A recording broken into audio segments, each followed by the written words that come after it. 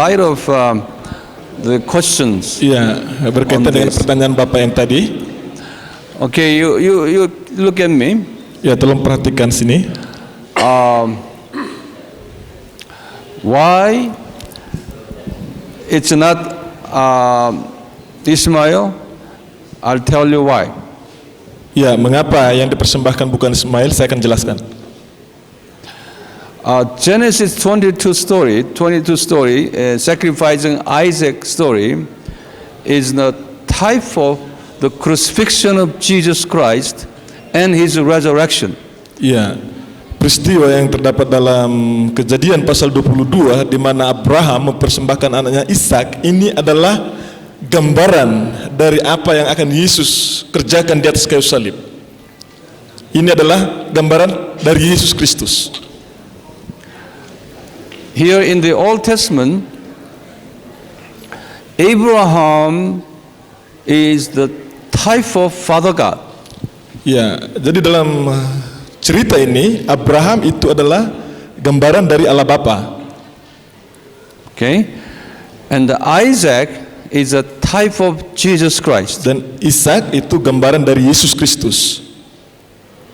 And the Abraham the servant is the type of the Holy Spirit. Ya, dan pelayan Abraham yang menyertai mereka dalam perjalanannya ke Gunung Moria itu adalah gambaran dari Allah Roh Kudus. Okay, now this Isaac's sacrificial story is the type where Father God Abraham sacrifices Jesus.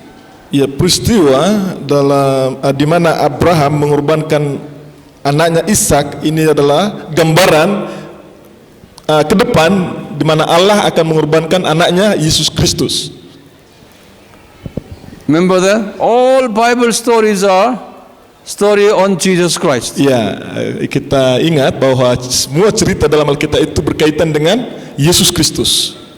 So you have to look at this story focusing on Jesus Christ. Jadi kita perlu melihat peristiwa ini dengan tertuju mengarah kepada Yesus Kristus. Now, in order to show us New Testament Christians, God used Abraham and Isaac, okay, this sacrificial, stories to show us later the crucifixion of Jesus and resurrection of Jesus. Ya, untuk menunjukkan kepada kita orang-orang Kristen yang saat ini hidup di dalam perjanjian baru, Allah memakai peristiwa ini dalam Kejadian pasal 22 ini, bagaimana Abraham mengorbankan anaknya Ishak, dan ini Allah menunjukkan kepada kita supaya kita bisa mengerti bahwa inilah rencana Allah akan mengorbankan anaknya Yesus Kristus. Now that was the event when, remember chapter 18, at the time Abraham was in Hebron, but now in 22 he was down in Beersheba. Ya, tadi kita sudah belajar tentang Abraham pada waktu dia ada di Hebron ketika Yesus menampakkan diri kepada dia di Hebron. Tetapi dalam pasal 22 ini ketika Tuhan meminta dia mengorbankan anaknya Ishak, dia sudah berada di Beersheba, bukan di Hebron lagi. When he was in Beersheba, all of a sudden Jehovah God, that's Jesus commanded Abraham to sacrifice your son over here in Mount Moriah. Ketika Abraham tinggal di Beersheba, Tuhan Yesus meminta Abraham untuk mengorbankan anaknya Ishak ke Gunung Moria, yaitu di sini. Okay? Now, Abraham said, "Yes, I will." Ya, Abraham menjawab kepada Tuhan, "Ya, saya akan lakukan." That means the son was dead right here. Because father say, "I will kill." Ya, Abraham menjawab kepada Tuhan, "Ya, saya akan mengorbankan anakku." So he was technically died. However, they walked here about 80 kilometers from here. They walked over there for 3 days. Iya. Ini sebenarnya gambaran ketika Abraham mengatakan iya kepada Tuhan. Ini sebenarnya itu bisa kita pikirkan bahwa Ishak sudah dikorbankan. Jadi mereka Abraham dan Ishak mereka berjalan ke Gunung Moria selama 3 hari. Then actually Isaac did not die. Isaac was resurrected, and on behalf of that, the sacrificial goat was prepared. Iya. So Isaac was alive.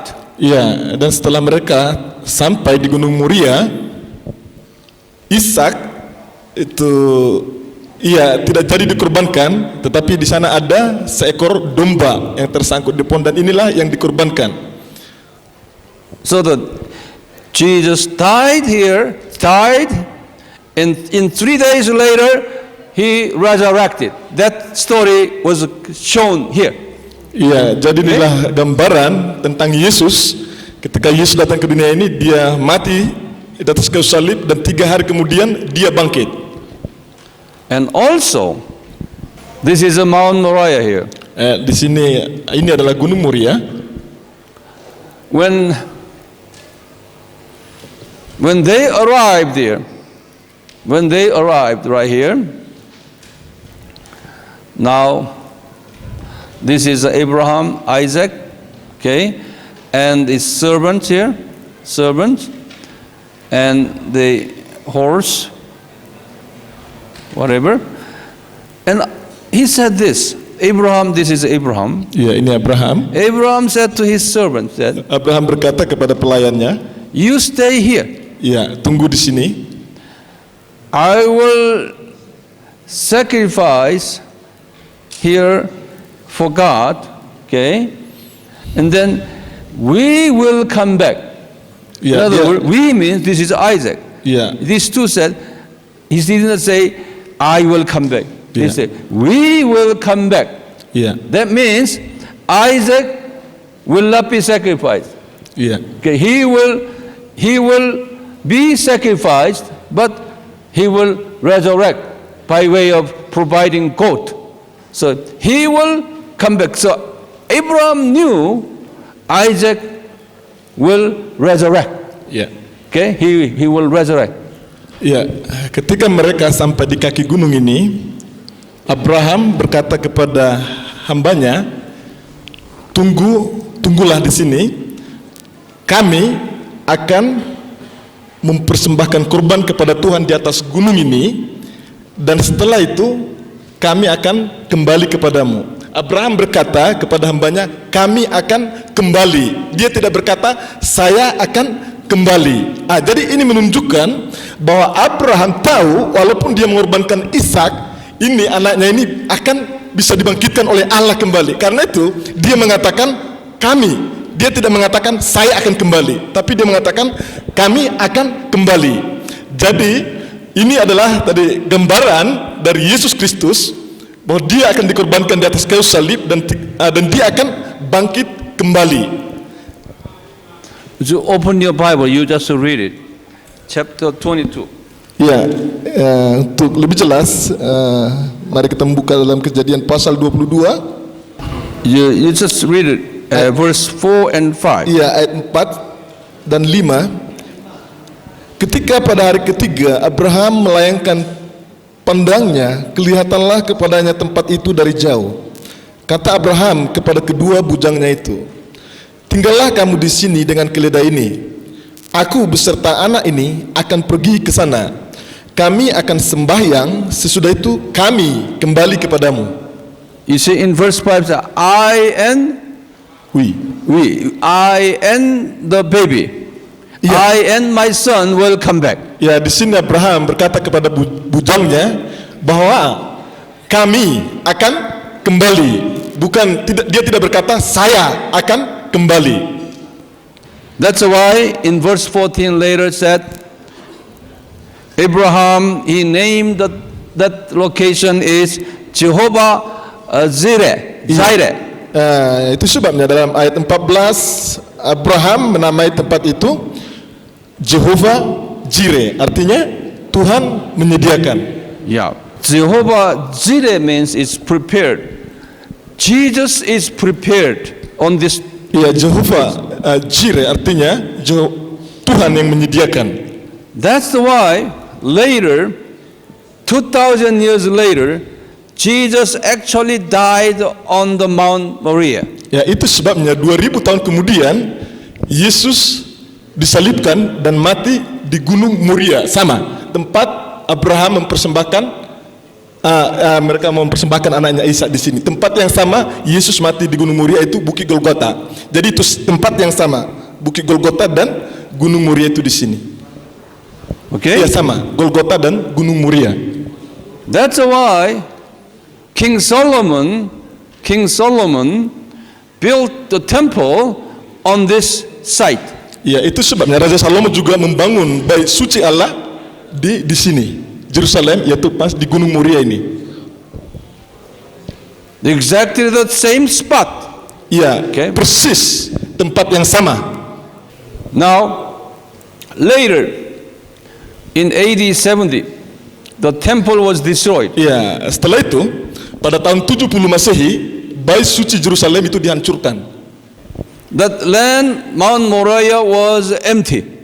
There was empty, no temple. Ya, jadi pada waktu tidak ada lagi bait suci Allah karena sudah dihancurkan tahun 70 Masehi.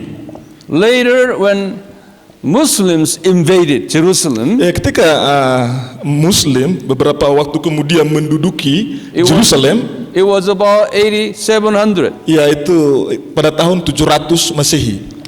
Muslims built their mosque, the Dome of the Rock, Ya, Muslim membangun masjid di sana. on that spot.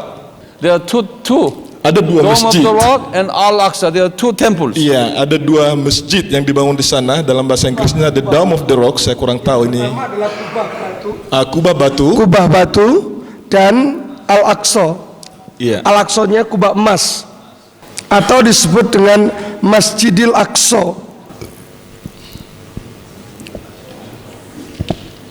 Waktu Isra Mi'raj dari Masjidil Aqsa ke Sidratul Muntaha.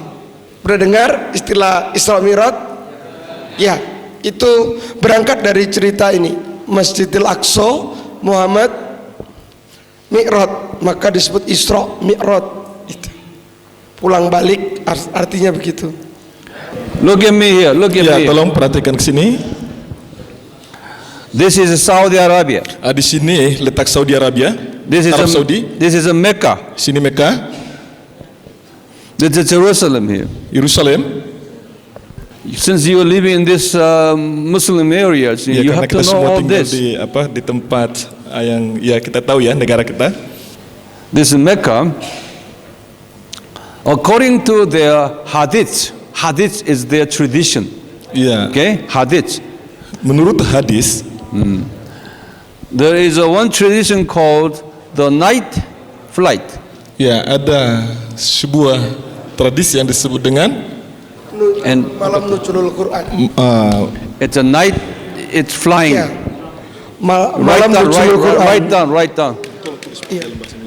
malam, ya, nuzulul Quran. Salah.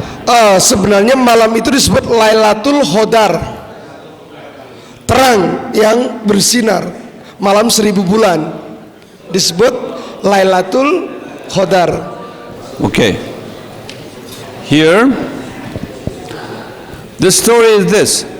One day, Ceritanya seperti ini, suatu one day, hari when Muhammad was praying, ketika Muhammad sedang berdoa, Gabriel came to visit Muhammad. Gabriel menampakkan diri kepada Muhammad. And Gabriel was on a white horse. Gabriel sedang menunggang kuda pada saat itu, kuda putih. And he took Muhammad on the white horse together. Ya, dan And dia they- membawa Muhammad bersama dengan dia menunggang kuda ini. They flew from here, from Mecca to Mount Moriah, Dan mereka terbang dari Mekah ke Gunung Moria. because Mount Moriah was the site of Ishmael's sacrificial. Ya, karena Gunung Moria adalah tempat di mana Ishak dipersembahkan, yaitu Ismail. Menurut mereka. So they arrived at Mount Moriah. It was an empty land. Ya, dan mereka tiba di Gunung Moria pada waktu itu tanahnya sudah rata atau kosong. And from there, Gabriel and Muhammad ascended up to paradise, and later they came back to Mecca. Ya, dan dari Gunung Moria ini, Gabriel dan Muhammad mereka naik ke Firdaus, kemudian kembali ke Mekah. So that is their so-called tradition, hadith. Ya, ini disebut dengan hadits. That's why they consider that Mount Moriah is a saint place, holy place. Itu sebabnya mereka menganggap bahwa Gunung Moria itu adalah gunung yang kudus atau tempat yang kudus, suci, tempat suci. That's why later they built this temple. Ya, itu From sebabnya beberapa waktu kemudian mereka membangun masjid ini di sini di Gunung Moria. Maybe when I come back next time, I will explain you why, then how this one relates to Christianity and the second coming of Jesus. Ya, dalam seminar berikutnya saya mungkin akan menjelaskan lebih detail tentang hal ini, itu peristiwa ini, dan bagaimana ini berkaitan dengan kedatangan Yesus Kristus. You want to learn more? Huh? Because of that man's question, we spend extra time here. Ya, karena pertanyaan Bapak tadi kita menghabiskan cukup banyak waktu di sini untuk penjelasan ini. Terima kasih untuk kesempatan ini. Tidak terlalu panjang, tapi saya sudah cukup membuka wacana berpikir hari ini. Tapi ada sesuatu yang perlu kami tanyakan berkaitan dengan silsilah yang baru saja disampaikan, keturunan Abraham yang disampaikan tadi, di mana Abraham memiliki 3 istri. Dan tadi dikatakan ada 2 kategori yang digambarkan dan dilingkari, di mana Yakub dengan keluarganya dan kemudian berkaitan dengan Yehuda sebagai anak keempat, itu termasuk di dalam kategori keluarga yang melahirkan orang-orang Yahudi atau Ibrani atau Israel. Kemudian ada kelompok berikutnya dari keluarga itu, sedangkan yang kedua melalui Hagar lahirlah Ismail dengan keturunannya, dan lahir dari anak mereka yang bernama Kedar. Itu dilingkari bersama dengan Keturah sebagai keluarga yang melahirkan bangsa Arab. Pertanyaannya, kenapa Hagar tidak dimasukkan juga di dalam bagian lingkaran tersebut? Sebab tadi saya perhatikan itu tidak dimasukkan. Kenapa? Itu pertanyaan kami. Terima kasih. Maksudnya begini Pak, apa keturunan Hagar dan keturunan Keturah kenapa dijadikan satu menjadi suku Arab gitu? Ya. Gini Pak, Hagar berasal dari mana? Mesir.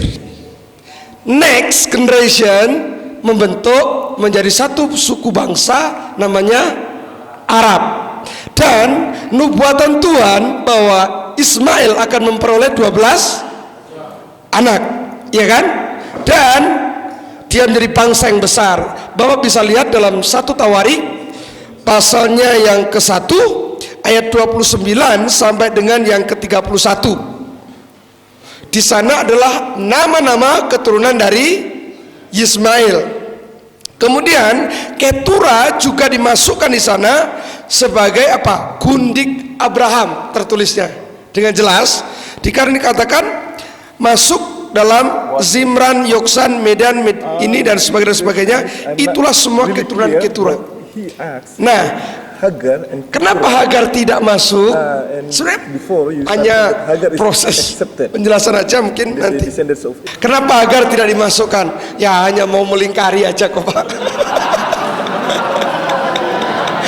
Sebenarnya Bapak udah tahu. Hagar ini tidak dilingkari sebetulnya. Kan dilingkari sama tadi Pak. Iya. Ya, Pak.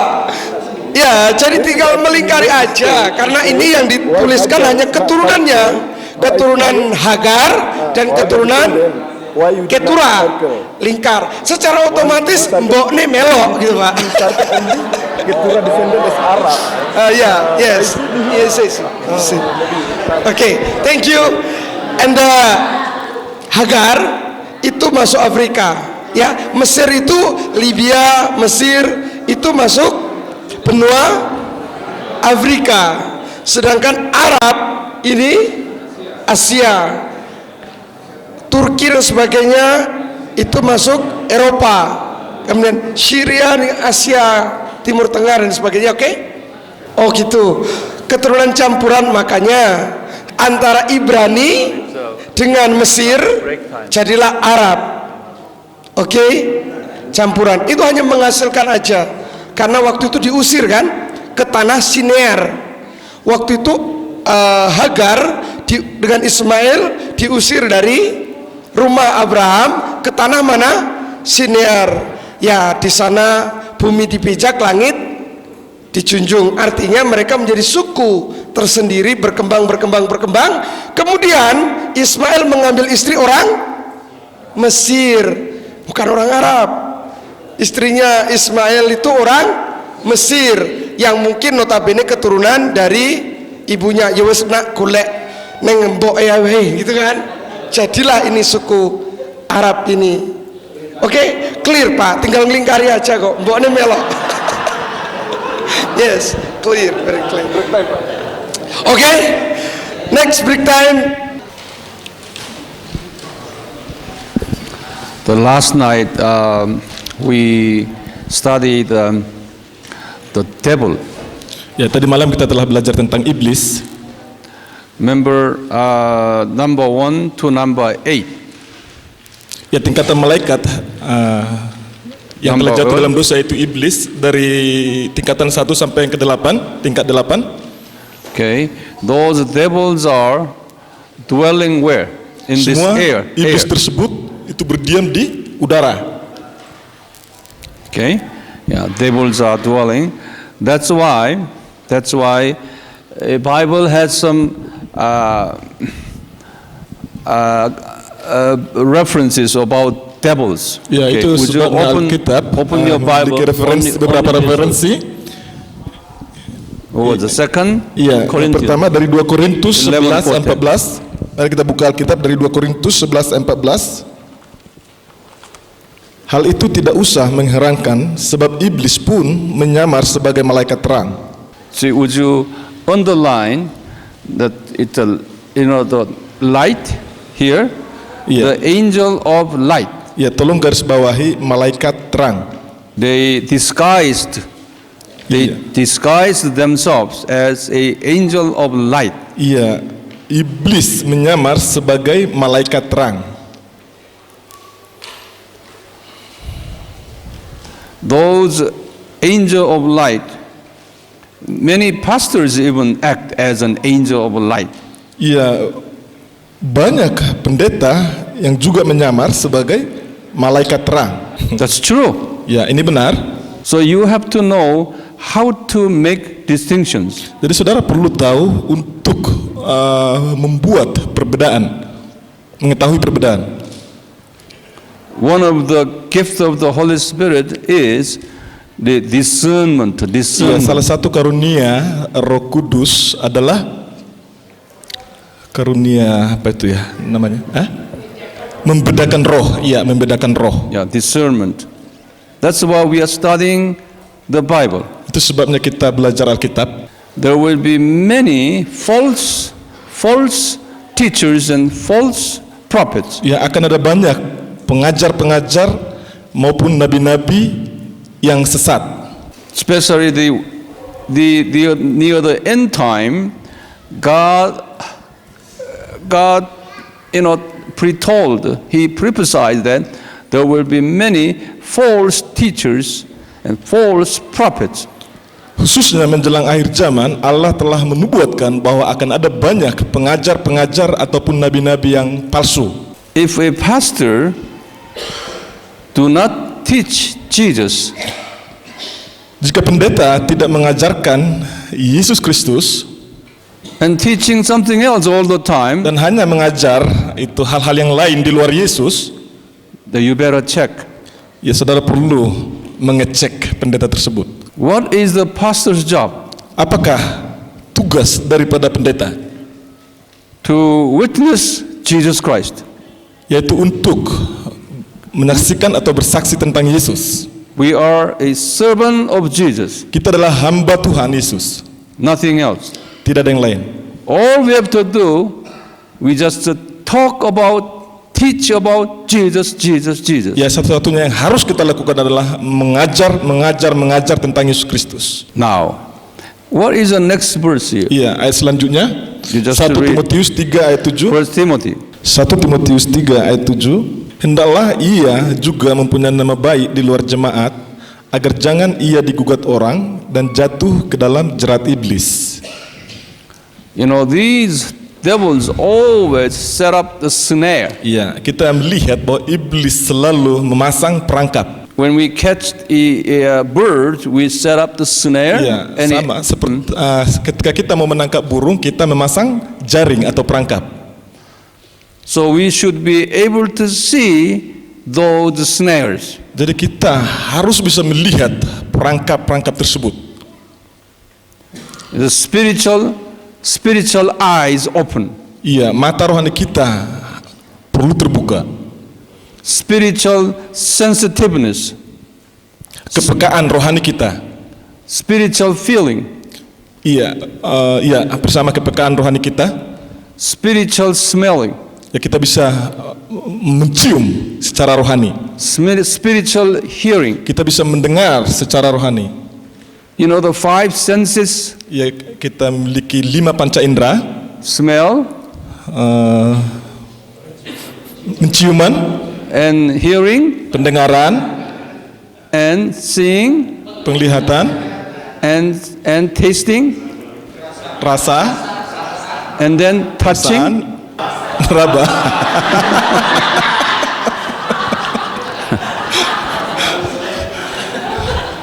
In the same way, Dengan cara yang sama, spirit world is the same.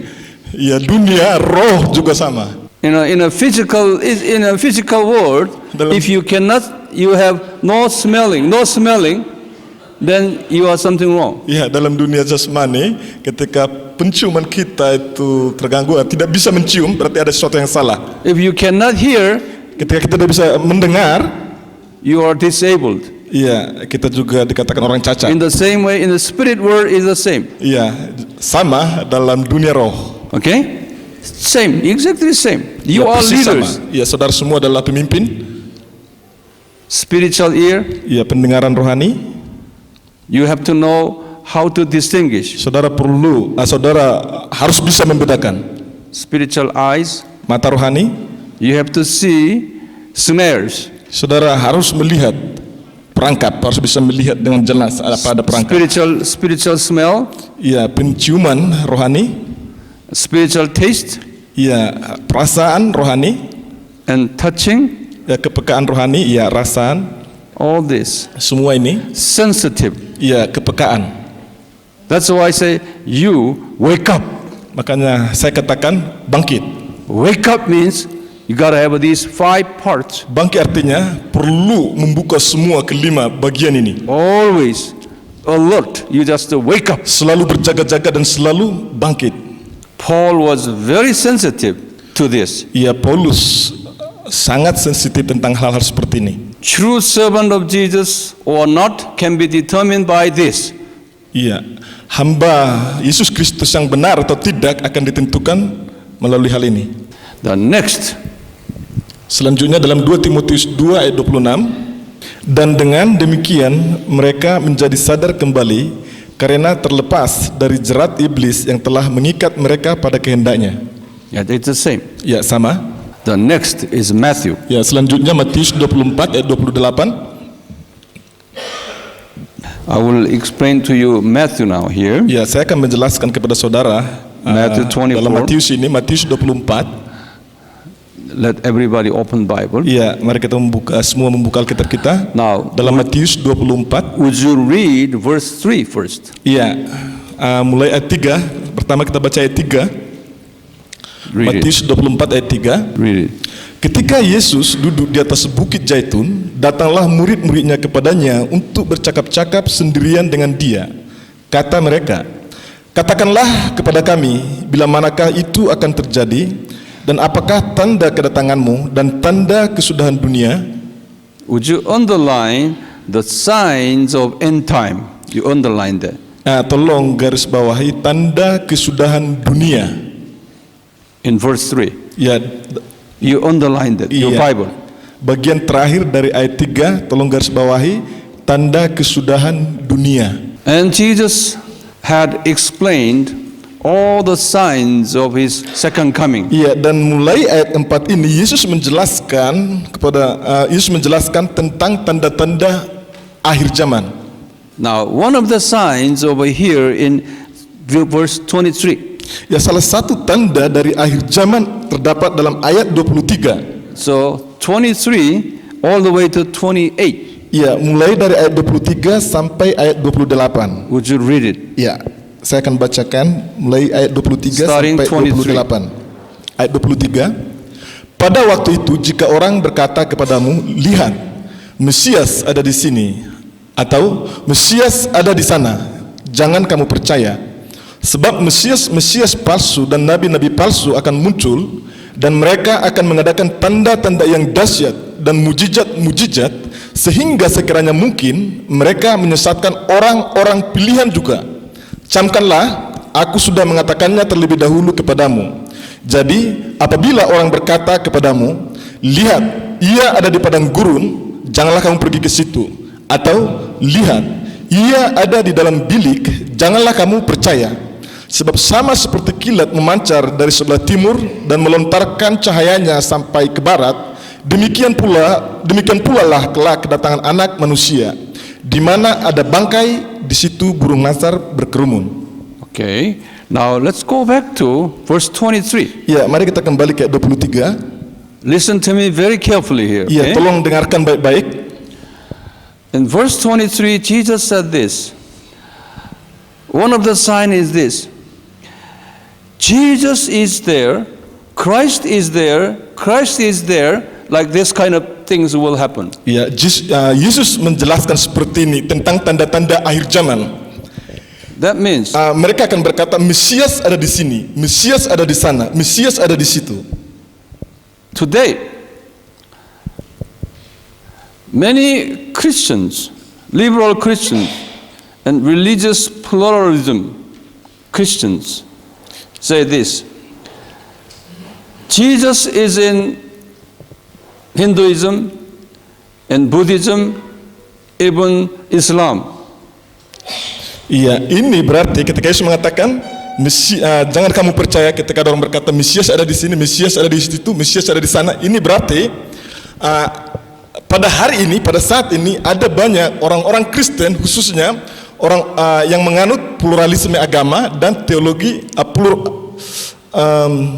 liberal teologi. Mereka mengatakan bahwa Yesus ada di dalam agama Hindu, Yesus juga ada di dalam agama Buddha, Yesus juga ada di dalam agama yang lain, seperti itu. So all religions are the same. Jadi melalui pendapat yang seperti ini mengartikan bahwa semua agama itu sama. So actually, Islam and Christianity inside is the same story, same God. Ya, sebenarnya itu Islam dan Kristen ceritanya sepertinya sama, karena di sana juga sama-sama Allah. And Jesus say, when this one happens, that's the very near of his second coming. Dan Yesus berkata ketika ini terjadi, itu tandanya bahwa waktunya sudah sangat dekat. Now it's happening now. Sekarang ini kita bisa melihat sedang terjadi. And he said in verse 24, Dan Yesus melanjutkan dalam ayat 24, he said that those Christ in Hinduism and Buddhism and Islam, that's a false Christ. That's Yeah. not a real Christ. Mesias yang ada di dalam agama Hindu, Buddha, dan agama-agama lain itu adalah Mesias palsu. And Artinya also, Allah yang mereka percayai itu adalah palsu, Mesias palsu. Yesus katakan di sini. and also those priests, those pastors and reverends, they are teaching that. He said that they are false prophets. Ya, dan semua itu pemimpin-pemimpin agama, para imam yang mengajarkan ajaran agama, semuanya itu adalah nabi-nabi palsu. Now, you read 24 again, verse 24. Iya, sekali lagi kita baca ayat 24. Sebab Mesias palsu dan nabi-nabi palsu akan muncul, dan mereka akan mengadakan tanda-tanda yang dahsyat dan mujizat-mujizat, sehingga sekiranya mungkin mereka menyesatkan orang-orang pilihan juga. He said this, at the end time, these kind of peoples are more and more powerful, okay, more influential, more popular. Iya, Yesus mengatakan bahwa orang-orang itu agama-agama lain di luar kekristenan tadi yang mengaku bahwa Yesus adalah agama ini, Yesus adalah agama Buddha, Yesus adalah agama itu, mereka akan memiliki kuasa lebih daripada orang-orang percaya atau orang-orang Kristen. Today, among all Christians, okay, about 80% of people belong to this category. No, 80% of Among Christians. Among all Christians. Saat ini dia berbicara tentang orang Kristen. Dari 80% dari jumlah seluruh orang Kristen percaya kepada apa yang dikatakan dalam firman ini saat ini. Artinya, walaupun mereka Kristen, tapi mereka juga mengaku bahwa ada keselamatan di dalam agama lain. Itu maksudnya. Roman Catholic churches. Ya, agama Roma Katolik, gereja Roma Katolik, and Greek Orthodox churches. ya gereja-gereja Ortodoks Yunani, Ethiopian Orthodox churches, gereja-gereja Ortodoks Ethiopia, and Anglican churches, gereja-gereja Anglikan, Methodist churches, gereja-gereja Metodis, even Presbyterians, bahkan gereja-gereja Presbyteri, even Baptist, bahkan juga gereja Baptis, Methodist. ya Metodis. I'm glad that AOG, Assemblies of God, is not. Ya, tapi sidang jemaat Allah, Pentecostals. Iya, Pentakosta ini pengecualian. So now, majority Christian denominations are under this category now. Ya, jadi saat ini mayoritas dari keseluruhan agama Kristen berada dalam kategori ini. If you said Jesus is the only Christian, without Jesus no salvation, if you said that, they will persecute you. Jadi jika saudara mengatakan bahwa keselamatan hanya di dalam Yesus Kristus, mereka akan menganiaya saudara. Here it said in verse 24 that even the elect, Dalam ayat 24 ini dikatakan, Yesus mengatakan Read it mereka menyesatkan sehingga sekiranya mungkin mereka menyesatkan orang-orang pilihan juga. that means those who were chosen by God, okay, before his birth. Iya, orang-orang pilihan itu artinya orang-orang yang telah dipilih Allah menjadi umatnya bahkan sebelum mereka lahir ke dunia ini.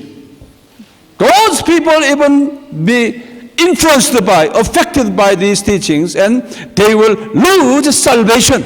Bahkan umat Tuhan yang percaya pun bisa terpengaruh oleh ajaran-ajaran seperti ini dan bisa kehilangan keselamatan mereka.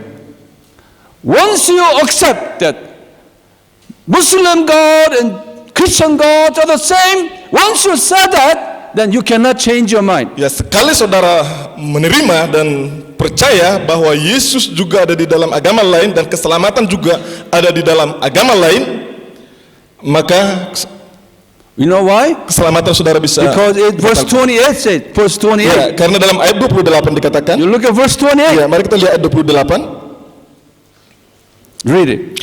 Di mana ada bangkai, di situ burung nasar berkerumun. It's a dead body. Ya, di sini bangkai itu adalah ya bangkai ya, kita tahu ya bangkai ya. And eagles will eat the meat. Dan di sini Eagles. dikatakan burung nasar Who is the eagle? memakan bangkai tersebut. Siapakah ini yang dimaksud dengan burung nasar di sini? It's a devil. Ini adalah iblis. Devil will eat. Iblis akan memakan mereka. Jesus said 2,000 years ago, Jesus prophesied this. Before his coming, this will happen. Yesus telah menubuatkan 2000 tahun yang lalu bahwa sebelum kedatangannya ini akan terjadi. We are living in this end time. Kita saat ini hidup pada akhir zaman. So you pastors, your job is to teach people not to get involved in this. Jadi saudara sebagai pendeta, tanggung jawab saudara adalah mengajar orang lain untuk tidak percaya kepada ajaran seperti ini. Your job is not just telling people that hallelujah, hallelujah, we'll give you money and make blessing. Not this kind of message. Tugas saudara bukan hanya menyampaikan kepada jemaah saudara, haleluya, haleluya, Tuhan akan memberkati saudara, Tuhan akan memberkati keluarga saudara, bukan seperti ini. That's what we call the prosperity gospel. Ini dikatakan dengan teologi kemakmuran. Injil kemakmuran, maaf. That's a devil's gospel. Ini adalah Injil si jahat. So people will focus on that prosperity. Ya, jika saudara mengkhotbahkan seperti ini, orang-orang atau jemaat akan tertuju, mata rohaninya akan tertuju kepada berkat-berkat dunia ini. Jesus did not die for that prosperity. Yesus tidak mati di kayu salib untuk berkat-berkat atau kemakmuran dunia ini. Whatever money you have, when you die, you will not carry with that. Berapa banyak pun uang yang saudara miliki, ketika saudara meninggal, saudara akan meninggalkan semua itu. That's not the eternal gift. Ini bukanlah karunia yang kekal. You are not called as a servant of God for that, for that kind of blessings. Ya, saudara tidak dipanggil menjadi pelayan Tuhan untuk berkat dunia ini. Your calling is for eternal blessings. Panggilan saudara adalah untuk berkat yang kekal. Devil now is tricking pastors. Iblis saat ini sedang menipu para pendeta. Even today the theology. Bahkan para teologi saat ini, ahli teologi. Next. Selanjutnya dalam 1 Petrus 5 ayat 8. 1 Peter. 1 Petrus 5 ayat 8. Kamu juga harus bersabar dan harus meneguhkan hatimu karena kedatangan Tuhan sudah dekat. Verse 9. Ayat 9. Saudara-saudara, janganlah kamu bersungut-sungut dan saling mempersalahkan supaya kamu jangan dihukum. Sesungguhnya hakim telah berdiri di ambang pintu. This devil will come to you as a lion. Iblis akan datang kepada saudara seperti singa. That's why he said, you sober, you watch yourself. Here. Itu sebabnya dikatakan di sini 1 Petrus 5:8, sadarlah dan berjaga-jagalah, lawanmu si iblis berjalan keliling sama seperti singa yang mengaum-ngaum dan mencari orang yang dapat ditelannya. Okay, that's why Paul said here, Ephesians. Itu sebabnya Rasul Paulus mengatakan dalam Efesus pasal 6, read verses 12 all the way, starting verse 10 Efesus pasal 6 ayat 10 17 sampai 17. Efesus pasal 6 ayat 10 sampai 17. Akhirnya hendaklah kamu kuat di dalam Tuhan, di dalam kekuatan kuasanya. Kenakanlah seluruh perlengkapan senjata Allah supaya kamu dapat bertahan melawan tipu muslihat iblis. Karena perjuangan kita bukanlah melawan darah dan daging, tetapi melawan pemerintah-pemerintah, melawan penguasa-penguasa, melawan penghulu-penghulu dunia yang gelap ini, melawan roh-roh jahat di udara. Sebab itu ambillah seluruh perlengkapan senjata Allah supaya kamu dapat mengadakan perlawanan pada hari yang jahat itu dan tetap berdiri sesudah kamu menyelesaikan segala sesuatu. Jadi berdirilah tegap, berikat pinggangkan kebenaran dan berbaju jerahkan keadilan. Kakimu berkasutkan kerelaan untuk memberitakan Injil damai sejahtera. Dalam segala keadaan pergunakanlah perisai iman, sebab dengan perisai itu kamu akan dapat memadamkan semua panah api dari si jahat. Dan terimalah ketopong keselamatan dan pedang roh, yaitu firman Allah. This is my drawing. Ini dia. Gambarnya bagus. Now, you just read here first, and verse 14. Ya, dalam ayat 14 dikatakan, jadi berdirilah tegap, berikat pinggangkan kebenaran dan berbaju zirahkan keadilan. What is the first here? Apa yang pertama di sini? That's a belt. Here. Ya, ikat pinggang. This is a number one, Ya, belt. nomor 1 ikat pinggang. Now, would you write down every word Ya, I'm saying? tolong tulis setiap that kata yang saya sampaikan. you can teach to your people. Ya, supaya saudara bisa mengajar jemaah saudara. Belt, it's a Roman soldiers. It's a metal skirt. Ini adalah perlengkapan itu tentara orang Roma. So it's a metal skirt. as a fighter, if belt is loosened, he will lose power. Ya, sebagai seorang prajurit, jika ikat pinggangnya ini longgar, tidak kuat, You cannot fight. dia tidak akan bisa berperang dengan baik. Would you write down that? Ya, tolong Write down tulis, everywhere. Tolong tulis contoh yang saya sampaikan ini. Just to write down. Ya, tulis saja nggak apa-apa. Roman soldiers have a metal skirt. Oh, Belt. mereka punya ikat pinggang dan celananya yang terbuat seperti dari metal itu baja ya atau apa ya? Iya, baja, besi, ya seperti itu. To cover the important part. Ini menutupi bagian yang penting dari tubuh mereka. Okay. Ya, sudah tahu sendiri ya. If belt is loosened, Jadi jika I ikat said- pinggangnya ini lepas, you are not a soldier. You cannot fight. ya dia bukanlah prajurit, dia tidak bisa berperang dengan baik. Your right side is a knife here, knife. Iya. Left Di side is a tangan shield. kanannya itu pedang dan di tangan kiri ini adalah perisai. Okay. Now, if belt is loosened, everything down. Ya, jika ikat pinggangnya ini ya longgar, ininya juga celananya juga akan melorot. What is the truth? What is the truth? Belt is the truth here. Apakah kebenaran?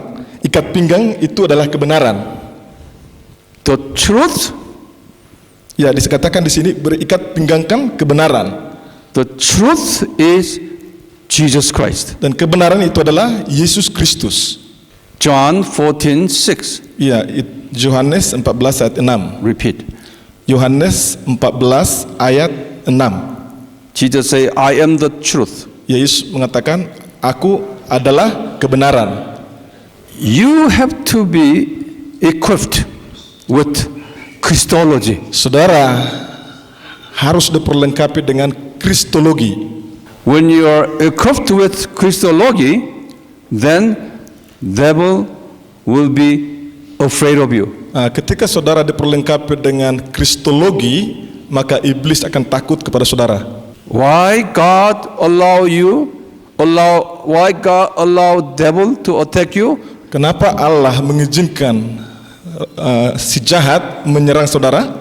It is the message that you should be equipped with Christology. Iya, supaya saudara mempersiapkan diri atau memperlengkapi diri dengan Kristologi. What is Christology? Apa itu Kristologi? The deity of Jesus, Ya, ketuhanan Yesus, humanity of Jesus, kemanusiaan Yesus, Trinity God of Jesus, iya Allah Trinitas, yaitu termasuk Yesus, His death, His salvation, kematian, karya keselamatan, His resurrection, kebangkitannya, His ascension, kenaikannya, His sanctification, iya His second coming. iya kedatangannya yang kedua kali. All these stories about Jesus Christ should be well informed, okay, by you. Ya, semua ini yang berkaitan dengan Yesus Kristus harus kita memiliki pemahaman yang benar tentang semua ini. That's why we have written Christology in Indonesian language. Ya, itu sebabnya kami telah menerbitkan buku dalam bahasa Indonesia, itu buku Kristologi. It's about 400 pages. Ya, itu sekitar 400 halaman. We printed 2,000 copies. Ya, kami telah menerbitkan 2000 buku It went all over Indonesia. dan sudah dibagikan khususnya di Pulau Jawa dan sebagian dikirimkan ke pulau-pulau yang lain. We are going to print more. Ya, dan kami berencana untuk menerbitkan lagi edisi yang kedua. How many of you have received the book? Sudah ada di antara saudara yang telah menerima buku Kristologi, tolong angkat tangan. Ya, Bapak di sana. Oh, Ya. yang sudah menerima buku Kristologi. Okay. Ya, Have you read the book? sudah baca buku tersebut? Sebagian, some of them. Huh? Some of them. You should have read. Ya, tolong baca semua isinya.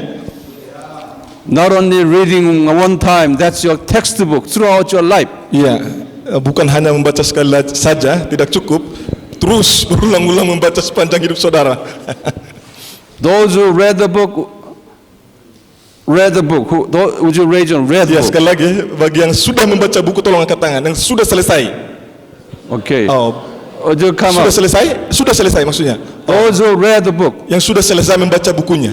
Finish, right? You mean Finish reading. Yang sudah selesai, bukan hanya sebagian, tapi sudah selesai semua 400 halaman. Oh, belum. No one. Iya, no one. They just received yesterday. Yesterday? Yes. Received only yesterday. Because Pastor Roma distributed about 20 I yesterday. see. There are left over. You know, that is very expensive book. Ya, buku Kristolo itu sangat mahal. If we sell it on the market, it should be around $20. Ya, jika kami mau menjualnya di pasaran buku, itu bisa berkisar sampai $20 satu buku. But we've given you free. Ya, tapi kami memberikan kepada saudara secara gratis. Problem is when you receive free, you don't value that book. Ya, masalahnya adalah biasanya ketika kita menerima sesuatu secara gratis, biasanya kita anggap remeh, kurang menghargai. Ini masalahnya biasanya. That's the problem. They say no. No. That book, I taught in English. He translated that in Indonesians, okay, and also Pastor Uma, who edited that. So it took 1 year to finish. Jadi buku Kristologi ini sebenarnya itu adalah pengajaran beliau di sekolah AMI yang ada di Korea. Dia ketika mengajar di kelas seperti ini semuanya direkam. Setiap kali dia mengajar, beliau mengajar semuanya direkam.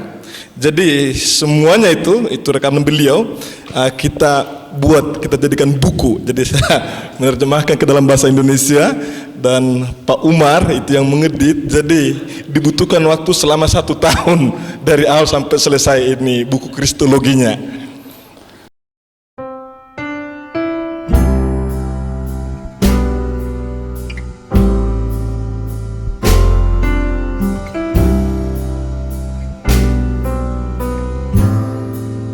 I ran from the water and I walked down the road. No sense in escaping the loving voice in my head.